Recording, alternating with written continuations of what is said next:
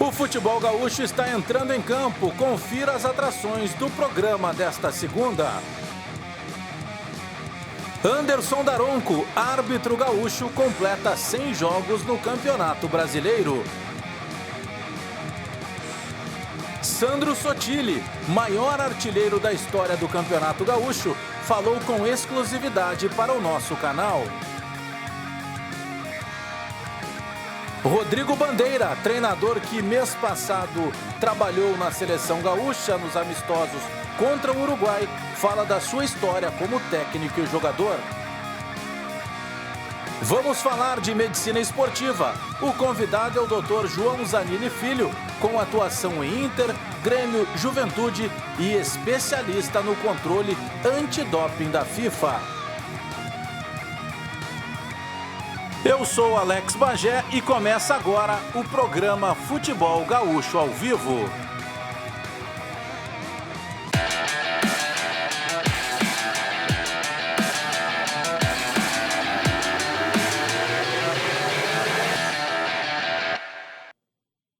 Muito boa noite, são 7h46. Sejam todos muito bem-vindos ao canal Futebol Gaúcho com o programa Futebol Gaúcho ao Vivo. Em mais uma segunda-feira em que eu já abro o programa agradecendo por toda a interatividade, pela quantidade de compartilhamentos na nossa página do Facebook e, claro, fazendo aquele pacto, continue compartilhando, mandando seu comentário, porque em alguns momentos do programa nós temos um espaço destinado justamente a você que está aí no outro lado aí para ler os seus recados, as suas dicas, os seus abraços e coloque sempre lá que você mandar algum tipo de recado, o seu nome e de que cidade você está falando. E nós aproveitamos já na abertura para destacar também o nosso WhatsApp, pelo 51994 10 59 45. 99 410 5945. Canal Futebol Gaúcho nas mídias sociais, pelo Facebook, pelo Twitter, pelo Instagram e também pelo YouTube. Compartilhe, leve cada vez mais longe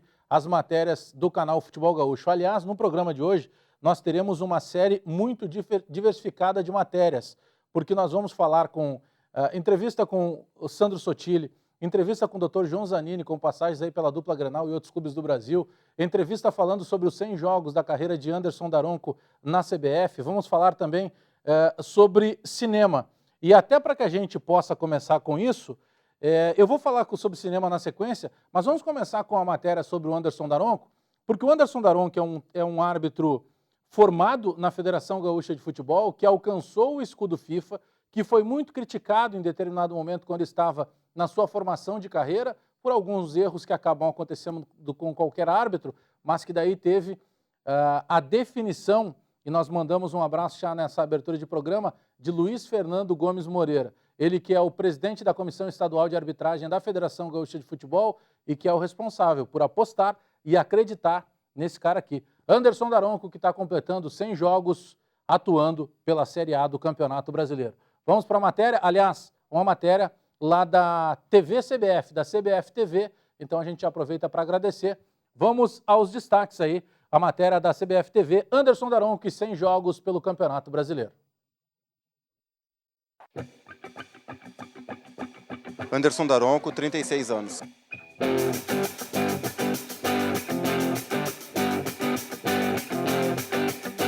Sou árbitro de futebol há 18 anos. Meu primeiro jogo na Série A foi o jogo Curitiba e América Mineiro, foi no ano de 2011. Quando eu tinha 18 anos ainda já estava na faculdade de Educação Física e nunca pensava em ser árbitro, só que durante o curso acabei tendo a oportunidade de realizar um curso de arbitragem, que era como um complemento à minha carga horária normal no curso de licenciatura plena em Educação Física. E a partir desse momento fui me apaixonando pela profissão, algo que foi, assim, posso dizer, um amor à primeira vista.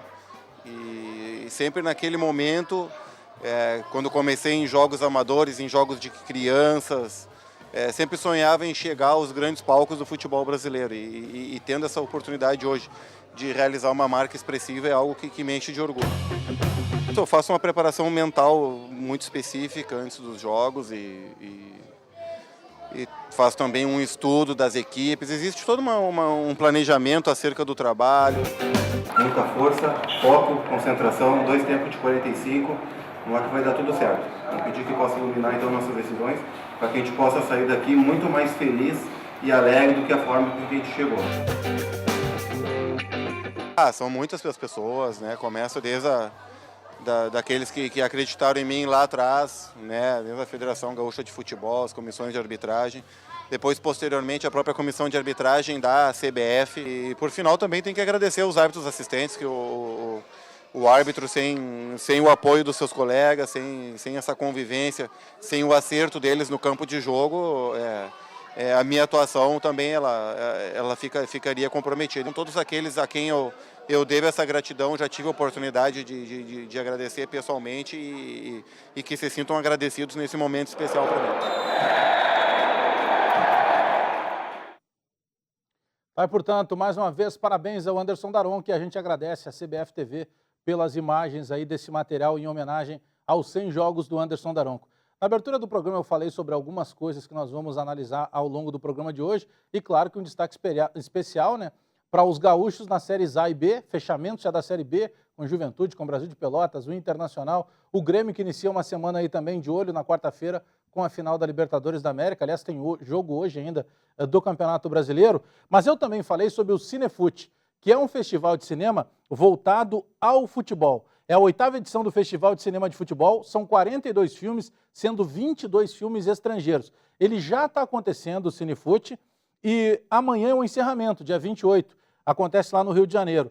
E 2 documentários em especial automaticamente chamam a atenção aqui do canal Futebol Gaúcho. O primeiro deles, o documentário Redação AM, que é um documentário da Sport TV, que escolheu 5 grandes narrações. E dessas 5 grandes narrações, 2 narrações são gaúchas. Eu estou falando de Vânios Porto, nosso colega lá da Rádio ABC, no título do Novo Hamburgo contra o Internacional, uma narração realmente emocionante.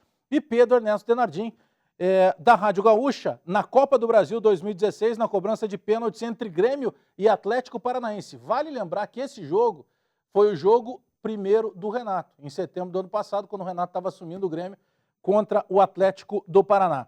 Bom, o outro filme que chama a atenção, destes 22 filmes estrangeiros, um é um filme italiano, um documentário totalmente voltado a Paulo Roberto Falcão. Chiedi chi era Falcão, pergunte quem era Falcão. É um documentário italiano de Davi Rossi sobre a carreira de Falcão, do início como jogador do Inter até a consagração como rei de Roma. É um filme que encerra a mostra de cinema e terá a presença de ninguém menos do que ele, o rei de Roma, Paulo Roberto Falcão. Então, 8ª edição do Festival de Cinema do Futebol, 42 filmes, 22 estrangeiros, um tratando de 5 grandes narrações brasileiras, 2 gaúchas, do Vânios Porto, da Rádio ABC e também de Pedro Ernesto Denardim, da Rádio Gaúcha, e amanhã o encerramento, dia 28 de janeiro, com esse filme italiano documentário dedicado à vida de Paulo Roberto Falcão, com a presença do Falcão lá no Rio de Janeiro. Na abertura do programa, estou pagando todas as promessas que eu fiz na abertura. Na abertura do programa, nós falamos que teríamos uma matéria com Sandro Sotile, que é considerado um dos grandes destaques do futebol gaúcho. Mas antes da matéria do Sandro Sotile, nós vamos ver um trailer do filme dedicado à vida de Paulo Roberto Falcão.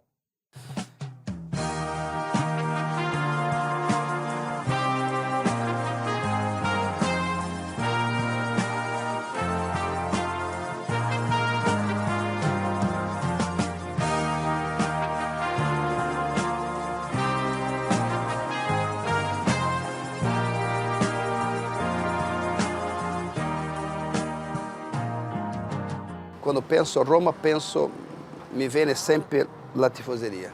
Una tifoseria que estava insieme, que quando si perdeva não tinha um grossissimo problema. Então, è il sogno di un giocatore avere una tifoseria così, cioè che aiuta, che sta sempre lì. Tá? È tipo un amore tra me e loro a me, perché mi rendo conto quando vengo a Roma, quando vado allo stadio, che è una cosa che non sono mai riuscito a capire questo, perché non gioco più. Un fatto è fare un gol e andare in curva a sud, un altro fatto è non giocare più da 20 anni. La gente quando vado allo stadio o quando vado per la strada, questa è una cosa che io non riesco a spiegare, mi fa un piacere enorme, grande, quello che veramente mi dice, quello che hai fatto a Roma, hai fatto, la gente si ricorda bene. Questa è la cosa, ma non solo come calciatore, questa è la cosa per me più importante. Quello che rimane in realtà è una storia costruita che secondo me ela continua, non c'è un... Cioè, non è che è cominciato nel 1980 e finito nell'85, perché c'è sempre un filo, no? E i miei tempi vissuto qua sembrano di non finire mai.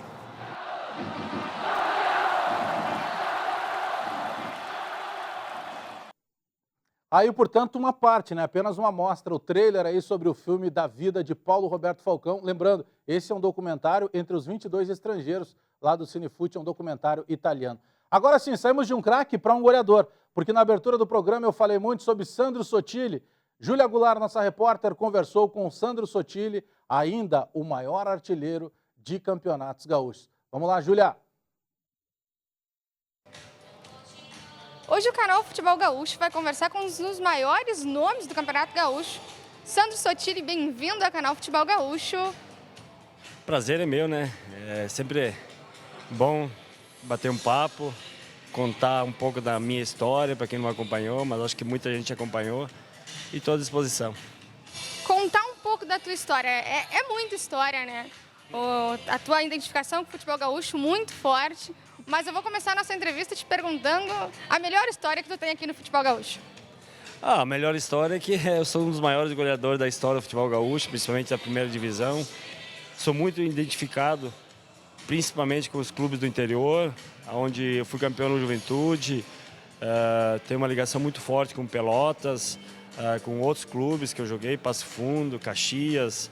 Bom, é mais fácil quais os clubes que eu quase não joguei aqui no estado, né?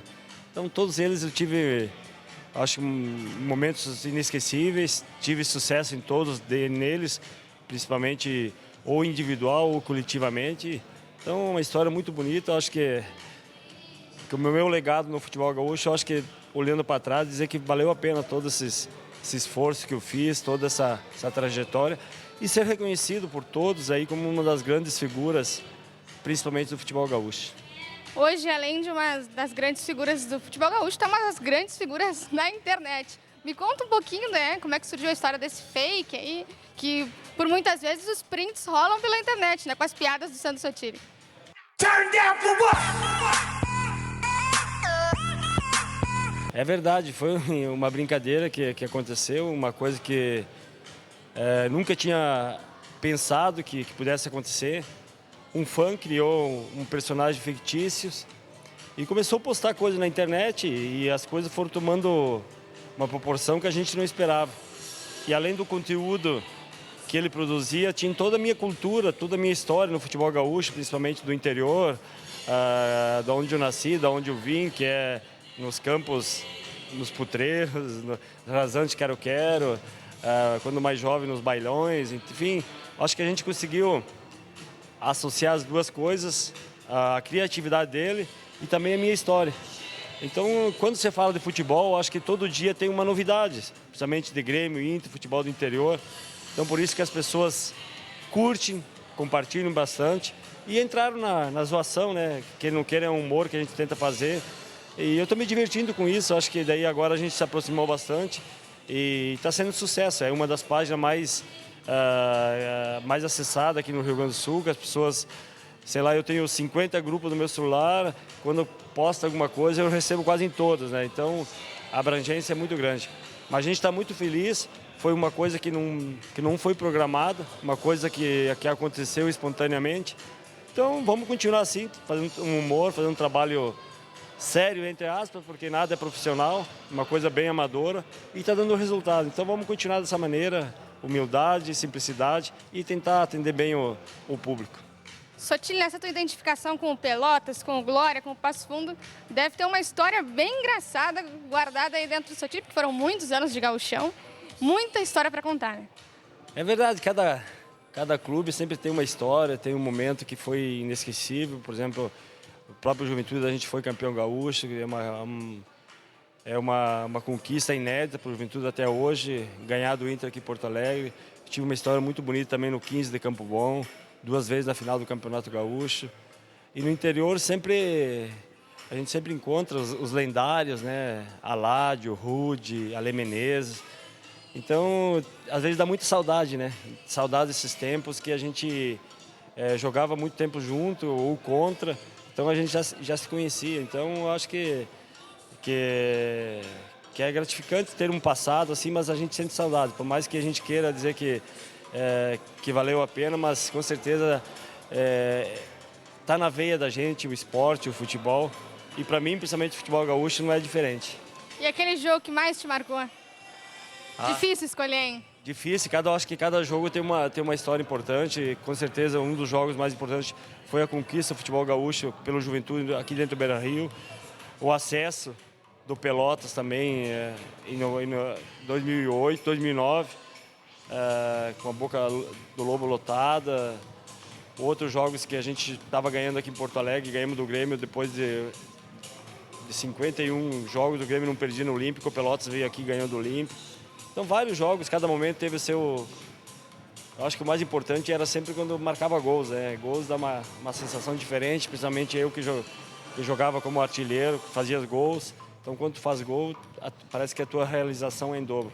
Então, eu me sinto muito orgulhoso da minha história, da maneira que eu construí ela, e as pessoas valorizaram por isso. Tanto isso que eu fui escolhido hoje pela equipe do Glória para ficar representado na Calçada da Fama. E o Sotile daqui para frente? Olha, a tendência, com o tempo, eu gostaria de voltar para o futebol, mas agora está tão legal essa coisa das redes sociais, está uma coisa muito... participando de muitos eventos e eu estou fazendo alguns cursos para o meu crescimento pessoal, também para melhorar em muitos aspectos, mas por enquanto, 1 ou 2 anos, com certeza, eu vou ficar fora do futebol, quero curtir essa página, essa parte aí que tem dado muito resultado, muitas coisas boas. Tenho aprendido muito também, lidar com o público, enfim, com as redes sociais. Então vamos continuar assim, deixar as coisas acontecer. Não tem nada definido, acho que tudo pode mudar de questão de mês, mas por enquanto vamos ficar na internet, fazendo piadas, corneteando os outros, como que diz que é melhor do que estar dentro de campo. Sotile, muito obrigado por dividir um pouquinho dessa tua história que é tão gloriosa aqui no futebol gaúcho. Eu agradeço a cada fã aí que me acompanhou e que me acompanha agora através das redes sociais. E é sempre um orgulho, né? Principalmente ser homenageado num campeonato que eu gosto tanto, que é o campeonato do nosso querido Gaúchão. Sandro Sotile no canal Futebol Gaúcho. Tá aí, portanto, o trabalho da Júlia Goulart entrevistando o Sandro Sotile, né?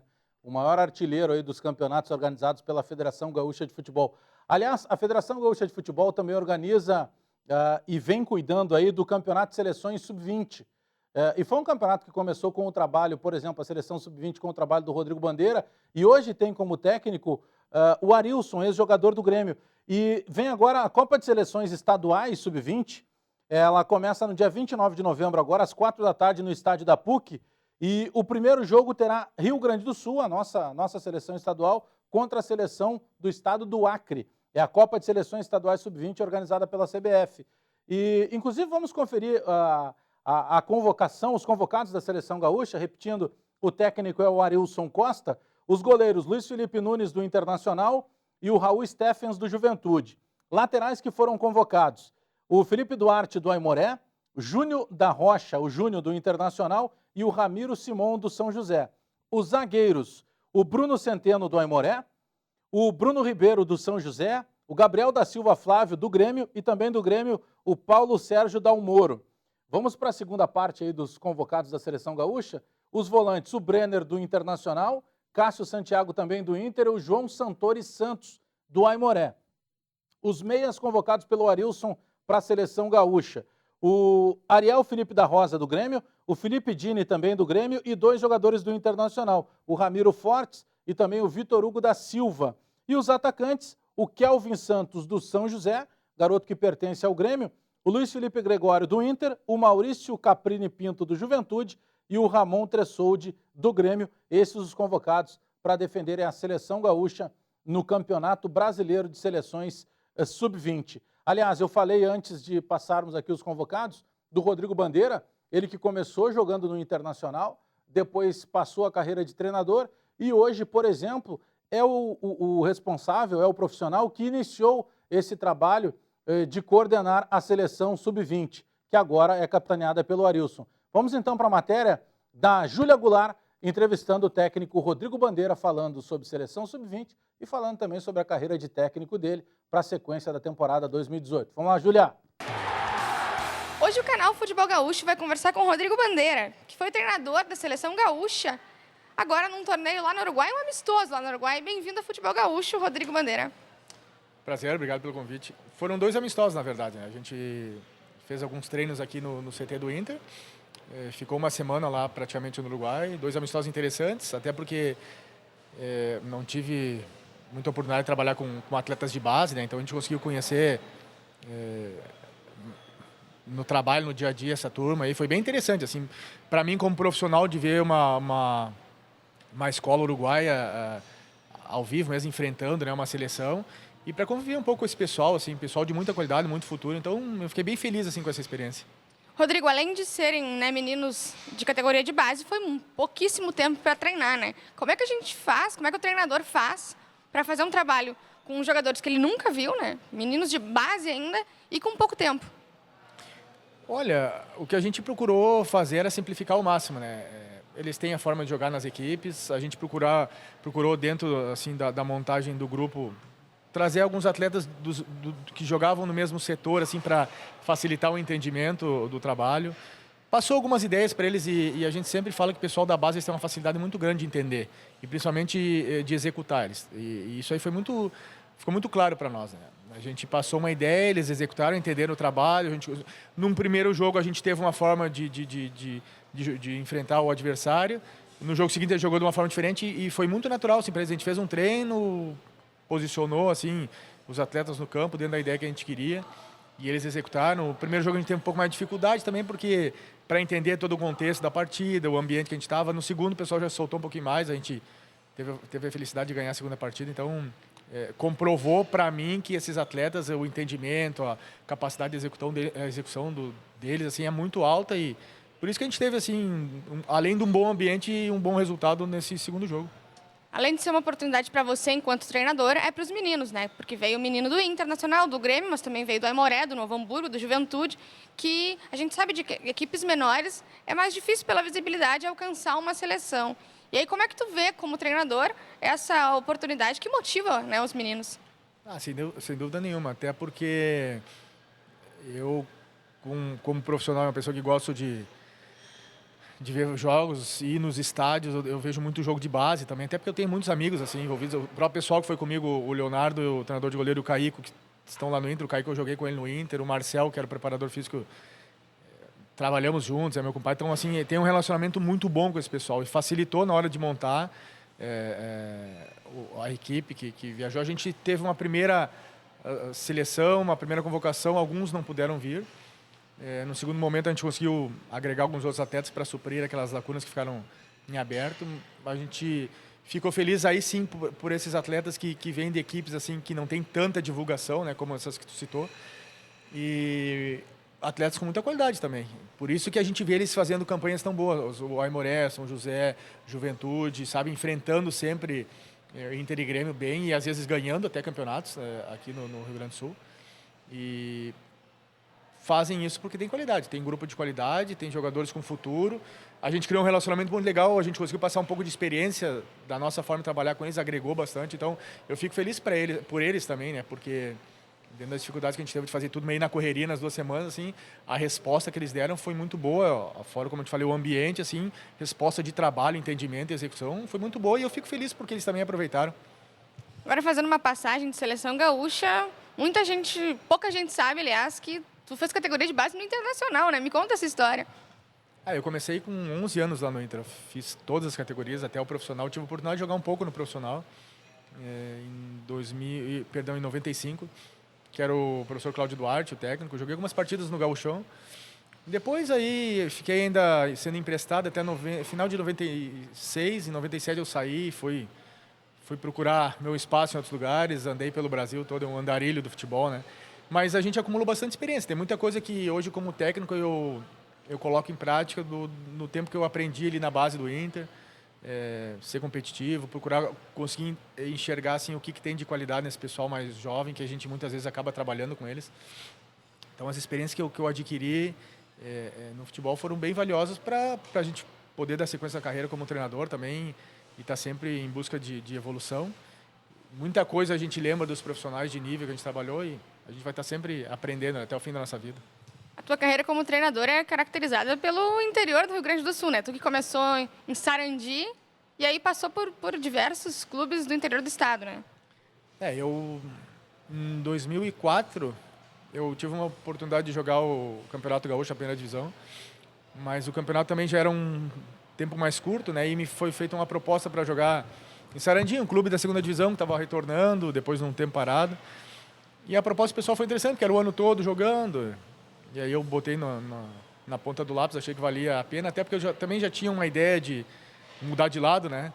Ir para um lado de comissão técnica. Acabei jogando em 2005, no segundo semestre eu treinei a base lá do clube, tive uma experiência em 2006, aí comecei como profissional, tinha 32 anos de idade.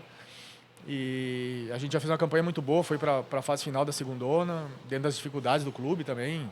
Acho que a gente chegou bem longe e a partir dali a gente foi buscando espaço. Trabalhei aqui no Cruzeiro, no Aimoré, Sapucaí, a gente conseguiu classificar o clube para a Copa do Brasil. Aí os últimos anos eu fiquei mais no União Frederiquense, onde a gente teve o acesso para a Série A em 2014. E esse ano bati na trave com o Lajadense lá em Santa Catarina, no Camboriú, de chegar na semifinal. Infelizmente perdi os 2 acessos, mas aquela história, a gente estava lá brigando, então a gente tem batalhado muito pelo interior, aí sempre procurando fazer bons trabalhos, estar evoluindo e quem sabe ter uma oportunidade boa para a gente alcançar um nível acima e se firmar. Rodrigo, muito obrigada pela tua entrevista, por compartilhar tuas histórias aqui com o canal Futebol Gaúcho e sucesso aí no andamento da tua carreira. Valeu, muito obrigado e prazer ter conversado com vocês. Rodrigo Bandeira no canal Futebol Gaúcho. Valeu, Júlia Goulart aí conversando com o Rodrigo Bandeira, né? Ele que é treinador de futebol e que é um cara que está procurando aí para 2018 também voltar a mostrar o seu trabalho pelos clubes, lembrando que ele iniciou o processo lá antes do Arilson com a seleção estadual de futebol na categoria sub-20. Deixa eu aproveitar para destacar aqui a nossa interatividade. Abraço para o José Luiz Amaral, que está nos assistindo lá de São Borja, o Moisés Amaral, o Luí Peretti, o Marcos Marino, o Kleber Machado de Cachoeira do Sul, o Bruno Costa, o Ju ou a Ju e o Éder Cambuim, o Cássio Anacleto lá de Esteio e também o perfil lá do Divisão de Acesso, que estava nos acompanhando, a rapaziada do perfil lá do Twitter. Deixa eu aproveitar para destacar as competições nacionais, porque na terça-feira, dia 21, nós tivemos a rodada da Série B do Campeonato Brasileiro, iniciando a rodada de número 38, e o Juventude não teve sorte, né? Lá no Mundão do Arruda, perdeu para o Santa Cruz pelo placar de 5-2. Na sexta-feira, jogando em casa, o Brasil de Pelotas virou, estava perdendo 2-0 para o Criciúma, virou para 3-2. No sábado, o Internacional, que já estava com o acesso garantido, venceu por 2-0 o Guarani de Campinas, 2 gols do Nico Lopes. E no domingo, no dia 26, ontem, o Grêmio empatou em casa com o Atlético Goianiense na penúltima rodada da Série A do Campeonato Brasileiro. Vamos para as classificações. Nós temos o Campeonato Brasileiro da Série A, que hoje ainda tem um fechamento, tem o jogo do Palmeiras ainda hoje à noite, Palmeiras contra o Botafogo, mas que já tem o Corinthians campeão com 72 pontos ganhos, o Grêmio é segundo colocado até o momento com 62, também 62 tem o Santos. O quarto colocado é o Palmeiras com 60 e o Cruzeiro é o quinto colocado com 56. Estes 5 indo diretamente para a Libertadores e já 2 numa fase de pré-Libertadores. Flamengo entrando no G6 e o Vasco fechando o G7. Ainda poderá acontecer G8 e G9. Para isso, o Grêmio precisa ganhar a Libertadores e o Flamengo ganhar a Copa Sul-Americana. Lembrando que a última rodada tem para o Grêmio no domingo, dia 3, às 5 da tarde, lá no Independência, no bairro do Horto, em Belo Horizonte, o Atlético Mineiro jogando contra o Grêmio. Este é o Campeonato Brasileiro da Série A.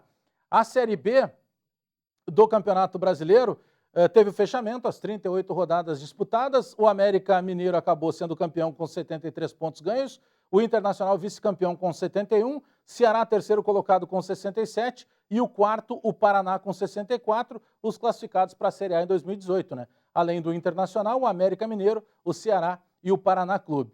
O Brasil de Pelotas chegou a 51 pontos ganhos, mesma pontuação do Juventude, mas nos critérios o Brasil fecha a Série B 2017 na 8ª colocação e o Juventude, o nono colocado também com 51 pontos ganhos. Esta a Série B do Campeonato Brasileiro fechada nesse ano de 2017.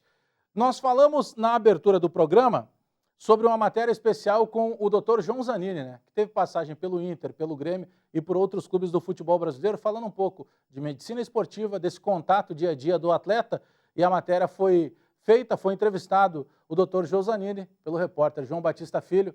Vamos para a rua com o JB e já voltamos. E o papo agora é com o João Zanini, médico especialista na medicina esportiva. Já passou pelo Inter, pelo Grêmio, pelo Juventude, Federação Gaúcha e um currículo vasto. João, obrigado por atender o canal do Futebol Gaúcho. A primeira pergunta que eu tenho para te fazer é a seguinte.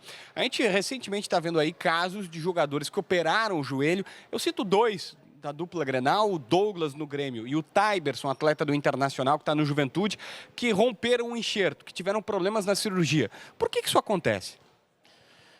Primeiro, muito obrigado, é um prazer, uma honra estar conversando com vocês. É importante dizer que nem um caso nem no outro eu conheço a histórico, conheço o processo cirúrgico realizado. Existem várias abordagens cirúrgicas para que se possa recuperar as lesões que esses atletas sofreram. Mas o que se precisa, acima de tudo, além de uma técnica muito boa em cirurgia, porque é muito diferente operar uma pessoa que não desempenha a atividade esportiva de alto nível do que um atleta. O atleta sempre tem outros condicionantes. Tipo, existem situações em que se pode tirar o tendão de algum lugar, ou, sabe, para se fazer um enxerto, que no atleta, por exemplo, já não se dá para fazer. Então, sabe, se utilizar tendão patelar, tem vários estudos que demonstram que isso é muito ruim. O atleta fica com uma instabilidade ruim no joelho quando isso é feito. Sabe, demora muito a recuperar. Para fazer para uma pessoa que não tenha a necessidade de esporte de alto rendimento, bom, até se pode pensar, mas para quem pratica atividade em altíssimo nível, como são atletas de Série A, Série B, sabe, isso tem que ser muito bem analisado, muito bem estudado. E depois o processo de recuperação.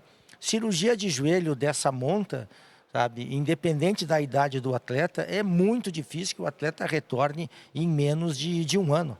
Em altíssimo nível, em menos de um ano, ele não retorna, sabe? Pode retornar, pode começar a fazer exercícios em campo com 6, 7, 8 meses, dependendo de cada caso, muito do esforço do jogador também, da dedicação, em não aumentar de peso, em fazer sua fisioterapia da maneira como é indicada por médicos e fisioterapeutas, sabe, em fazer, como a gente chama, os seus temas de casa, quer dizer, se cuidar em todos os aspectos, mas mesmo assim demora um certo tempo. Não vai demorar nada, por exemplo, para um jornalista, para um médico, para um advogado, para qualquer outra profissão que não seja desempenho de altíssimo nível, voltar a caminhar sem a pessoa olhar e notar, olha, fez cirurgia de joelho. Não se nota. Para subir uma escada, para ter atividades mais ou menos deste padrão, desse nível, depois de 7, 8 meses. Agora, para um atleta de futebol, isso é muito mais complicado, porque há mudanças súbitas de direção, freia, arranca, sabe, de uma maneira muito intensa, repetidas vezes em treino, repetidas vezes e com altíssima intensidade durante um jogo, sabe, e isso é uma demanda que um joelho mexido sempre tem que ser encarado e lembrado que é um joelho mexido. Ou seja, não tem a mesma estabilidade, não tem a mesma estrutura e composição que um joelho são, que um joelho que não foi trabalhado. Quer dizer, esses atletas têm que ter uma exuberância de massa muscular e de força muito grande para poderem retornar em altíssimo nível. E isso demora um certo tempo, que não se pode colocar na sua integralidade, um trabalho de força exacerbado, né, para que ele possa já ir ganhando desde cedo. Claro que a fisioterapia tem vários métodos hoje que se pode trabalhar, e aliás se trabalha desde um pós-operatório imediato iniciar o processo de recuperação. Porém, não adianta, existe, como se diz para explicar pro leigo, existe o período de, entre aspas, de pegar o enxerto. Então, isso demora um certo período e aí, depois que isso acontece, bom, aí sim se pode começar a trabalhar com uma certa intensidade.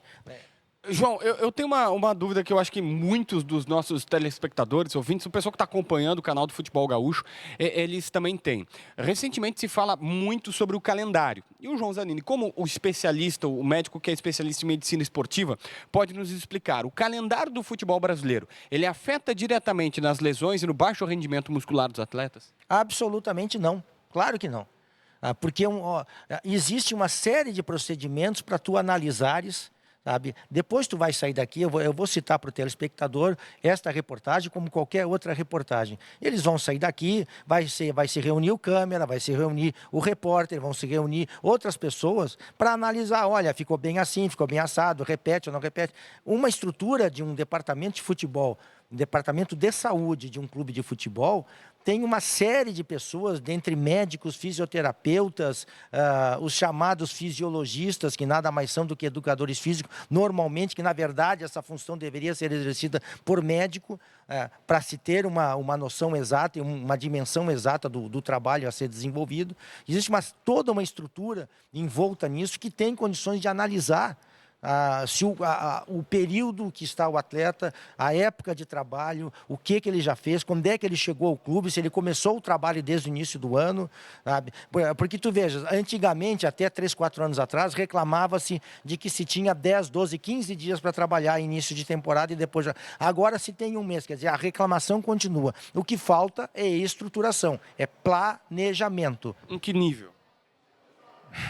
Em que nível de saber? Tu és um atleta de determinada idade, sabe? O teu passado é dentro do clube, o teu passado é fora do clube. Bom, eu tenho a ficha desse atleta desde que ele entrou na escolinha. Ou não, esse atleta veio de fora. Normalmente, entre clubes, não existe esse tipo de comunicação. Não se entrega uma pasta para o atleta dizendo, essa é a tua condição desde que tu iniciaste tua carreira de atleta, entre aspas, profissional, já com 11, 12 anos, já deveria ter sido feito todo esse acompanhamento, toda essa ficha, histórico de lesões, quer dizer, dificilmente alguém tem isso.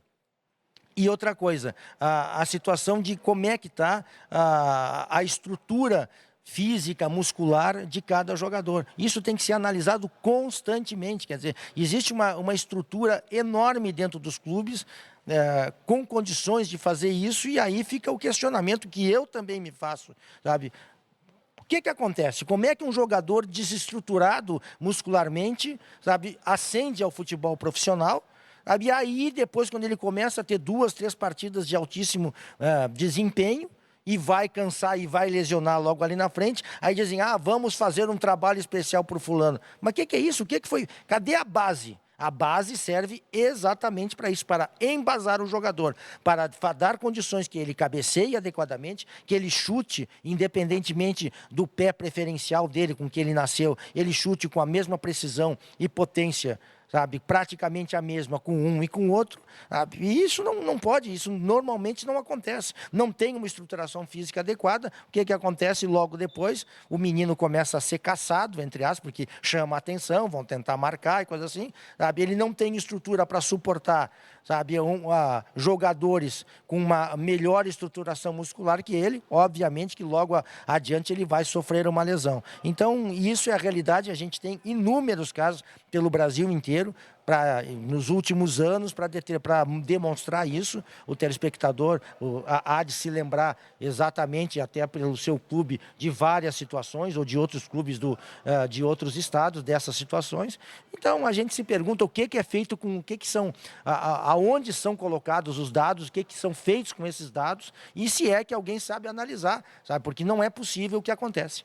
Então, eu queria, para a gente até finalizar e resumir essa situação, que são 2 situações bastante interessantes. O calendário do futebol brasileiro não é que ele está de todo errado, é que o planejamento acaba não sendo feito da melhor maneira e, por exemplo, o Renato, que poupou bastante, estava certo, na tua visão, em mesclar jogadores. E mais, alguns jogadores estão subindo das categorias de base com uma má formação física e precisam melhorar isso, é isso? Eu não posso falar em relação a determinado profissional, porque eu não sei como é que está a realidade dos atletas do Grêmio, não posso opinar sobre nenhum clube. Mas isso é feito tem que se ter critérios para dizer, olha, vamos jogar, não vamos jogar, determinado atleta joga, determinado atleta não joga. Isso deve ter, é para isso que se espera que tenha um planejamento. Não existe mais o treinador, não pode trabalhar sozinho, sabe? Ninguém pode trabalhar sozinho dentro de uma estrutura de futebol, sabe? Até mesmo o vice-presidente de futebol, para contratar, para demitir, tem que saber se o atleta tem condições e se ele vai se encaixar imediatamente, se a necessidade do clube para aquela posição é imediata ou pode esperar um determinado tempo dele entrar em condicionamento. Então, há uma série de fatores a serem analisados, a serem vistos para que se possa ter um desempenho acima do que se tem, porque material humano, embora não se esteja numa safra hoje em dia, como se já se teve no futebol brasileiro de 10, 15, 20 anos atrás, mas ainda se continua produzindo bons valores, sabe? A Sub-17 ontem venceu a Alemanha de 2-1, quer dizer, bons jogadores no futebol brasileiro existem, sabe? A questão é como trabalhá-los para que eles cheguem num nível profissional, de altíssimo rendimento, de altíssimo nível e que possam ter uma continuidade de jogos durante a sua temporada praticamente sem lesões. João Zanini, obrigado por atender o canal do Futebol Gaúcho. É um grande prazer conversar contigo, que foi médico do Grêmio, médico do Inter, médico da Federação Gaúcha de Futebol e hoje nos empresta seu conhecimento. Aí, portanto, matéria especial com o João Batista Filho conversando com o Dr. João Zanini. Tem uma parte da matéria importantíssima ali que ele cita, né? Ele discorda que o calendário brasileiro possa ser um vilão, principalmente para lesões musculares dos jogadores que atuam no futebol do Brasil. Deixa eu destacar mais uma vez aqui a nossa interatividade, o José Luiz Rans, alô Paulo Bizarro, nosso colega lá da Rádio Galera, o Daniel Silva, o Vitor Machado, pessoal lá do perfil Resenha Colorada, lá do Twitter e também do Facebook, e o Janvier Baroni. Muito obrigado pela audiência de todos. Antes de fechar, vamos destacar a Libertadores da América, porque agora, na quarta-feira, nós temos lá no estádio La Fortaleza, o Grêmio jogando contra o Lanús, quarta-feira, dia 28 de novembro, às 9h45. Lembrando que o Grêmio fez 1-0 no primeiro jogo, com o gol do Cícero, e não tem gol qualificado. Então, se o Grêmio perder por 1-0, o resultado vai levar, naturalmente, o jogo, por exemplo, para a prorrogação. E na abertura do programa nós falamos um pouco sobre o novo técnico do Internacional. Odair Hellmann foi efetivado, ele será o treinador do Inter para 2018 e a gente quer aproveitar aí o canal Futebol Gaúcho e desejar sorte para o Odair pela pessoa que ele é, pelo trabalhador que é e um cara formado também aqui no futebol do Rio Grande do Sul. E o Brasil de Pelotas também confirmou, né? Já o Klemer com a sua comissão técnica para a próxima temporada. Aí o abraço nem vai para o Klemer, vai para o João Goulart, que é nosso espectador aqui no canal Futebol Gaúcho. Muito obrigado pela audiência de todos, permaneçam sempre, continuem lá compartilhando e mandando seus comentários nas nossas mídias sociais. Canal Futebol Gaúcho e apresentando o Futebol Gaúcho ao vivo toda segunda-feira às 19h45. Canal Futebol Gaúcho, porque aqui o Futebol Gaúcho é tratado com muita categoria. Boa noite a todos, até mais, tchau!